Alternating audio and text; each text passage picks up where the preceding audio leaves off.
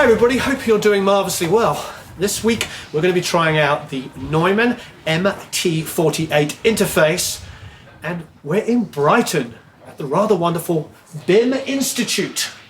So we're going to be using their studio to try out this wonderful interface. Shout, shout, let it all out. These are the things I can do without. Come on, I'm talking to you. Come on. Shout, shout, let it all out. These are the things I can do without. Come on, I'm talking to you. Come on.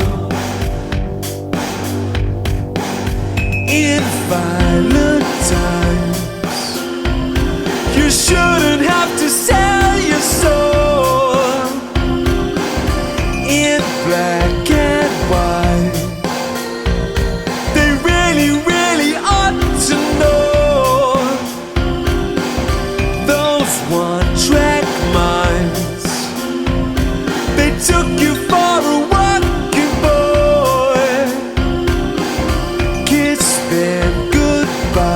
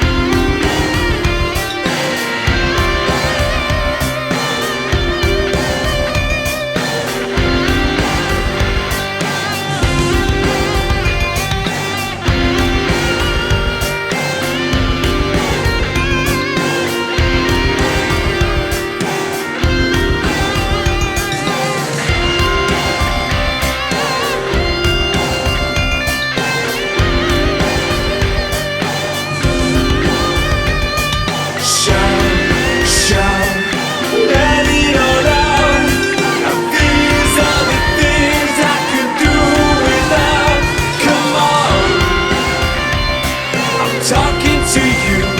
Come on. Shout, shout, let it all out. These are the things I could do without. Come on. I'm talking to you. Come on. Shout, shout, let it all out. These are the things I could do without. Come on. I'm talking to you. Come on. So this is the Neumann MT-48, and this is Max, who's going to be testing the high-frequency response of it. So we have two mics going on here. We've got the Sennheiser 441, which is in here. And we just listened to both, and to be honest, this is really just attack. It sounds great, don't get me wrong, but it's dead, and it's just the attack. Now, the Magic mic is over here. So over here, we have probably the most, I don't know, famous mic in the world. I mean, obviously a U47, the Neumann U47 is like the mic that everybody wants, they aspire to. But a U87, everybody, you know, if you only had two microphones, they always say a U87 and a 57, and they could make any album. This is probably the most versatile microphone, and definitely a studio standard. That would be the understatement of the decade. Go into any studio in the world, and if they're going to have one high-end mic, it's always going to be a U87. Honestly, this on its own sounds phenomenal. When you hear me do like the mix breakdown, I'll solo it. It's ridiculous how good it sounds. And if you come over and look this direction, this is what it's seeing. So here's the kit over here. It's got the best sound of the kick drum ever, and it's just pointing that direction. It's basically pointing out here. It's got this low-end build-up for being in the corner, but it's getting all the beta at the same time. Take it, use it as a kick sample. It's pretty freaking awesome. Hi, it's Nick from the Barca here. Quick word about what we've done with the snare. We've basically put a Sennheiser 441 on the top of the snare here. The snare's been left completely unmuted, so it's really quite ringy, but in the track, an awful lot of that ring disappears behind the rest of the mix. And similar to what we did with the kick drum, we've left the Neumann U87 up as a room mic over here, just to give it a little bit more of sort of room ambience and length, I suppose. Just talk about what mics we've used for this next part, which is this really cool tom fill. Today we have used a Neumann KM183, sort of a weird choice, but maybe it'll work on this because it's an omnidirectional microphone, and we're looking to capture all three of these toms on one microphone. And then as the room mic, same as all the others, the U87 once again. Just talking about what we did with the hi-hat. It's a Neumann KM85, which is a kind of old cardioid condenser, like a KM84, but it has a built-in low cut, or high-pass filter, I suppose. There's less need to roll off low end after you've recorded it with one of those. And we've actually used the 87, once again, like the snare and the kick, for room. Maybe we'll keep that in the mix, or maybe we'll kill it. Not sure yet. So we're here at BIM in Brighton, and it's been quite fun. And I am doing guitar overdubs. It's a very, very simple setup. I'm quite excited because they have a high watt. So we've been using this 200 watt high watt, just using a Boss DS1 pedal to drive it. Being recorded with a Neumann, of course, KM184. Pulled it back a little bit so we weren't overdriving the mic too hard because, of course, this is an incredibly loud amp. And the other fun thing is the Boss DS1 is actually the perfect pedal to emulate the sound that they had on the record, because it wasn't a sophisticated kind of tube amp sound. It literally does sound like a distortion pedal going into an amp set completely clean, which is what we're doing here. So let's check out the MT-48. Two things. I spoke to Merging Technologies, who originally created this, and Neumann bought the company, I don't know, quite a few years ago. I want to say pre-pandemic. And I had a friend that works for Harvard and IU doing all of the Library of Congress transfers, and they shot out all of these different interfaces, and they needed the highest quality one they could get, and the one that won was the Merging Technologies. So this is really, really highly regarded. Now, it's not cheap. This is not going up against $300 ones. It is very small, but I think this is really important. It's not going to be your $300 killer. It is a quite expensive unit, but it's an expensive unit for a reason. That is because it's probably one of the best sounding interfaces ever made. It is incredibly transparent, meaning it just sounds exactly like what you've recorded. It has 136 dB of dynamic range, I believe, which is insane. The mic pre's have 78 dBs worth of gain, which if you know anything about, traditional mic pre's, the reason why people always love Neves, for instance, is because they had 70 dB worth of gain on them. Well, this is 78. So you should be able to put any microphone with any kind of output and get enough level out of it in with this unit. Now, there's some simplistic kind of controls here. Here you've got speaker selection, and if it's white like it is, it means it's selected, and on if it's red, it means it's muted. And if you go and look over here, you'll see there's the mute, so I can turn that on and off like so. I can do the same thing with the headphones, select them and turn them on and off here. And you've got 2 sets of headphones and you've got 2 sets of speakers. So here we have a remote control, which is a mirror of the unit itself. There is also a web version, which is far more expansive. So you can get in there and see things. Because the only thing about this is you're going to have to page through different views to do different things. And the web version allows you a lot more flexibility. So if we click the Neumann logo up here, we can open the web app directly from there. And there it is. Now, of course, if you're going to use a web version, you are going to be at the mercy of your internet. And if it's slow and sluggish, that's probably just because, the internet isn't working that well that moment. I suppose what you could do is if you're setting up a recording session, I'd probably go to the web version because I've got time to solo stuff and listen to it. But if I'm on the fly and I'm trying to move quickly, then I would definitely want to use the plugin. With the hardware and the software, they do mirror each other. Although what is nice is you could leave this on one screen and then use the hardware independently. So this is like the back button, or probably more like a home screen. So if I select that and then I go on the touch screen here, you can see I've got the mute. Here we have dynamics where you can set obviously the ratio, the attack and release times, all built in. If I go back, I can go to the preamp here. Here's my preamp gain here. I can name it, I can color code it, I can link it with the right if I want it to be a stereo channel, which is really, really nice. And here's my EQ section here. Just by tapping the screen, I select it. As you can see, it's a touch screen, so I can do whatever I want like this. I can boost and cut things. One of, I think, the biggest talking points is that whatever you do, because you've also got effects as well, it's got built-in reverbs, you can record the tracks raw and unprocessed, which is what we're doing because we're doing this to hear the sound of the mic pre's at the same time as recording them with the processing. Kind of old school. You can, commit to tape or leave it completely open. Either works. But you can do it simultaneously. And that is huge. So you can have the raw tracks and the processed tracks printing at the same time. That is a really, really nice feature. So just a couple more things to touch on. Obviously, this huge dial here, if I select something, I can control it from this huge dial like this. So I can sweep the frequencies there.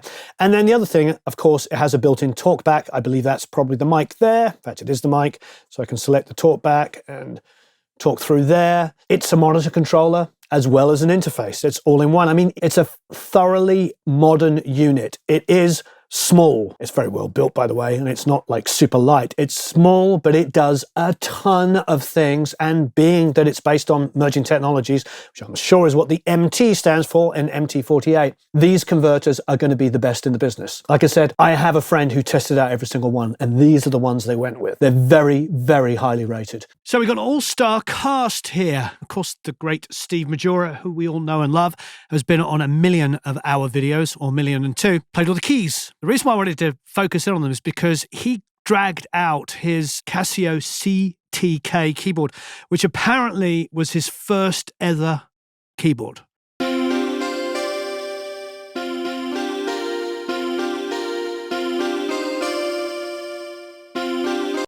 only thing I'll say about it's great that that's just performed straight in. Now, we tracked this to the original track. So we laid the original track in and then played to it.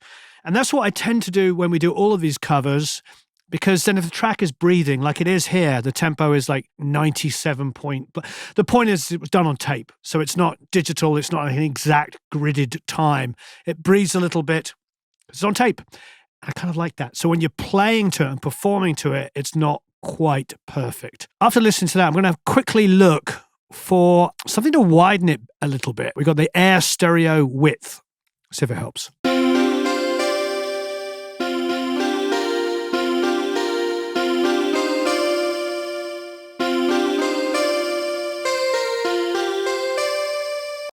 Got 3 different modes here. It's not doing much. Phase is awful. We're not going to go with that. What's the middle setting?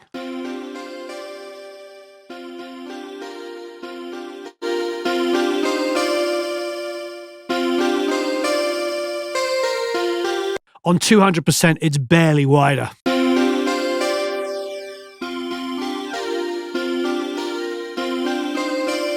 That delay's helping though, so it's actually delaying each side. Right, let's try that in the mix. You shouldn't have to sell your soul. It's the 80s. Everything had reverb on it. So let's see if we can add a little bit more reverb on this. And on this track, I've been primarily using stock reverb. In fact, actually, what am I saying? Only using the D-verb that comes free with Pro Tools.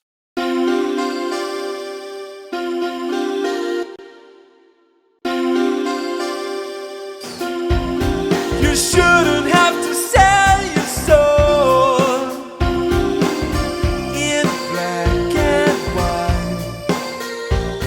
They really, really ought to know.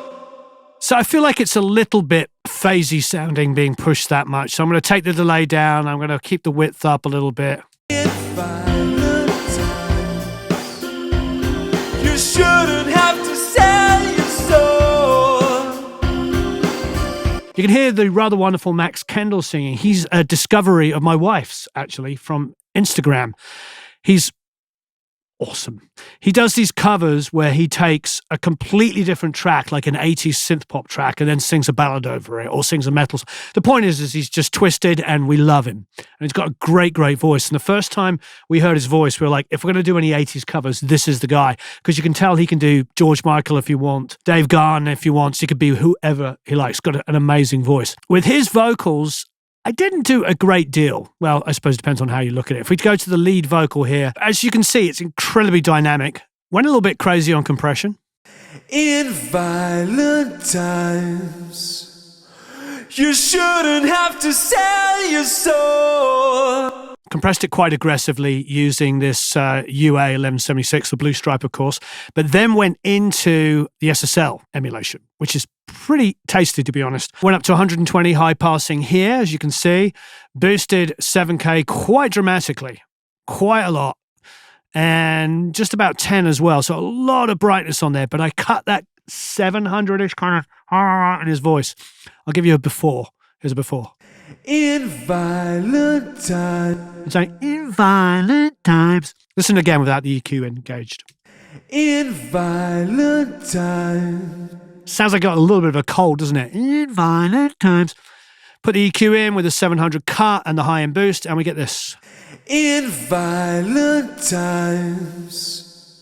There's a little bit of de-essing that probably could be done when you download the tracks and you want to spend more time on the vocals. I'm hearing BIM. I don't think they've got OX Sound Soothe 2, which is an absolutely brilliant plugin, but they don't have it. I would probably put OX Sound on here just to even out some of those other resonances. So if you have that plugin, feel free to do it. But I'm pretty happy with the vocal sound. And then after this time a 176. In violent times. You shouldn't have to sell your soul. So there you go. And I put his identical settings on all of the vocals. He did an amazing job. And we've got 4 vocals here for the front of the song on the chorus. Shout, shout, let it all out. And these are the things I can do without. Come on. The other thing is, drum-wise, it's organic. I think the original one was not organic at all. It sounds like a kick and snare sample.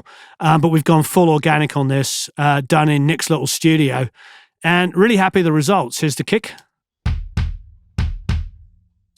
Really, the only secret on this was the EQ.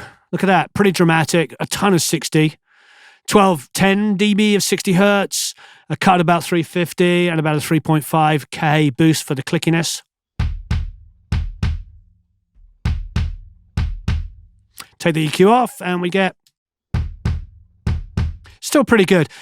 What probably helps is the time alignment between the room and the close mic. Take it off and with the EQ off. little boxy. Put the time alignment back on. Low end's coming back, and then put the EQ on. It's nice. I think the other thing I'm going to do on the keys sub, which I didn't do earlier, but I'm going to do now, is just do a little bit of high passing, just to get it out of the way of the bass. So let's go to, well, you know what, we can go up to 80, but we can do a much softer dB per octave. Shout, let it all out. And these are the things that can do without. Come on. Verb on the bass.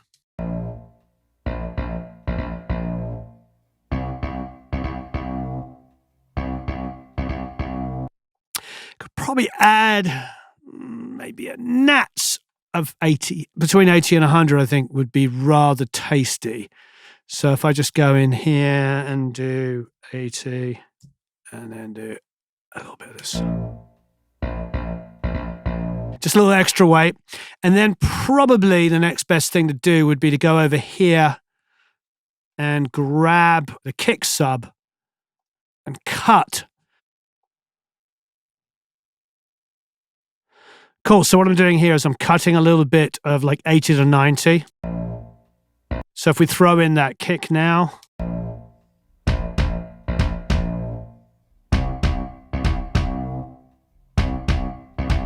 If I bypass it. It's tough because the bass and the kick are starting to glue together, but that build up in the low end is going to be too much for me. You shouldn't have to sell your soul. So I can hear the kick coming up underneath it, and I like that little bit of ducking. In this instance, by pulling down that 80, it just helps that bass to breathe better. You shouldn't have to sell your soul in black and white. The snare was fun because we used the room mic, and these were played independently. We did the kick first, then the snare, and then the hi-hats. And what I did is I took the room mic, which is this one here. It's a fun sounding snare, but then stuck good old fashioned, comes free with Pro Tools, reverb. The two elements together gives us this.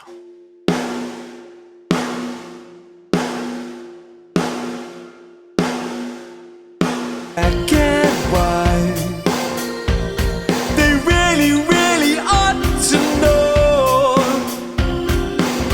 those one track. Cool. Now there was a tom overdub, which is literally just one mic over the toms and the snare and one room mic. So we got this. It's just two mics. So there's no width on the toms or even the snare. Everything's just down the middle, but I think it sounds awesome. This is a plugin that's been featured quite a lot on this song so far, is the Distressor.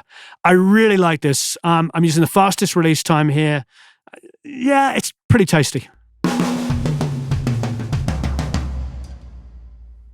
And again, back to the deverb at 4.5 seconds. The only thing really to talk about that remains is my guitar playing, which was this is a fun song to play.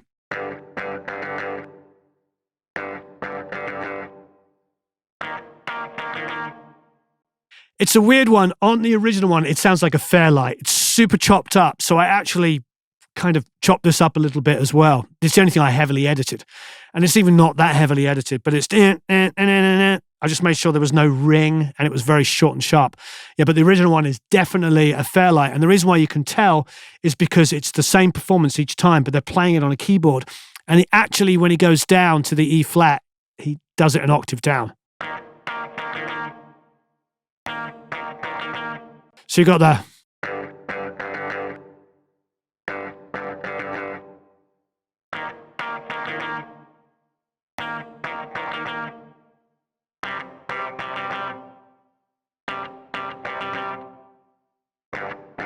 So this on the original is actually an octave lower. So if you want to take the files and put it down an octave, feel free. I didn't do that because I didn't want to tune the guitar to E flat, which is probably what I should have done. But hey, shoulda, coulda, woulda. Have some fun with it. And if you want to take that E flat down an octave, please do. I'm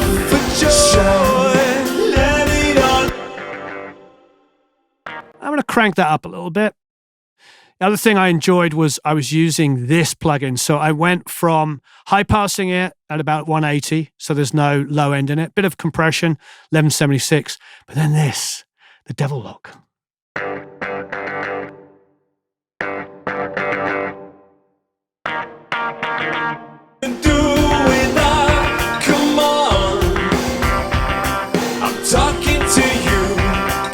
It's just great because it's playing on the offbeat and it just gives a really, really great move.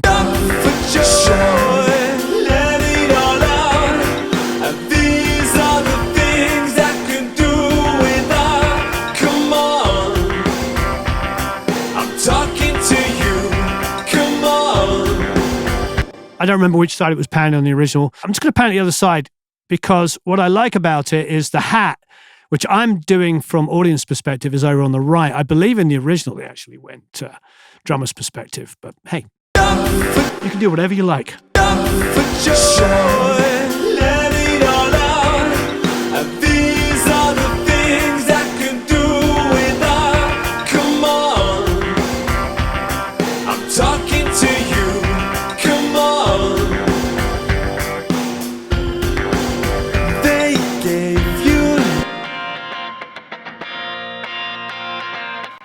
So I've got the guitar amp here and I've recorded a room, and we put the room over now to the right-hand side a little bit.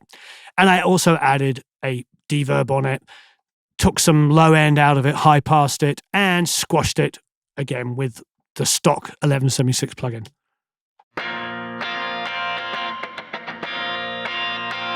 Now you've got DIs with all of his guitars, so if you want to reamp them or do whatever you like, feel free.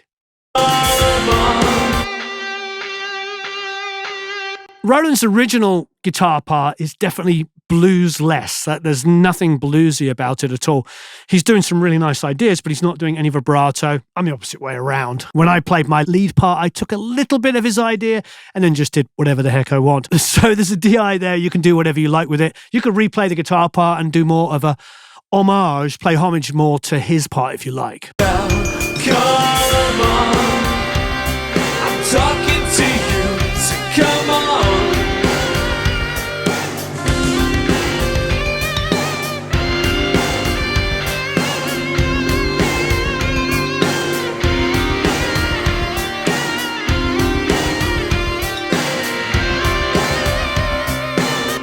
So I've got the main amp tone pan to the left and its reverb pan to the right. You'll notice there's also a heavy guitar that's playing in there. And of course I did the opposite. So I've got the amp for that pan to the right and its reverb pan to the left. So put the two guitars together and you get this.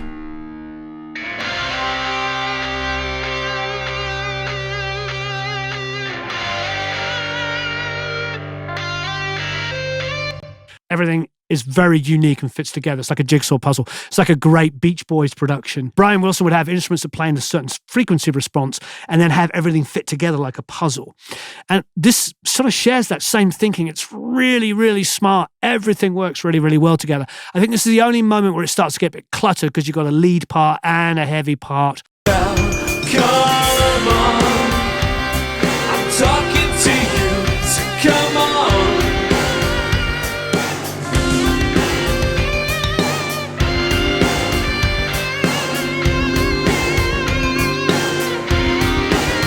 But like I said, have fun with it yourself. Download the multi-tracks and do whatever the heck you want. You can take the DIs, you can reamp them.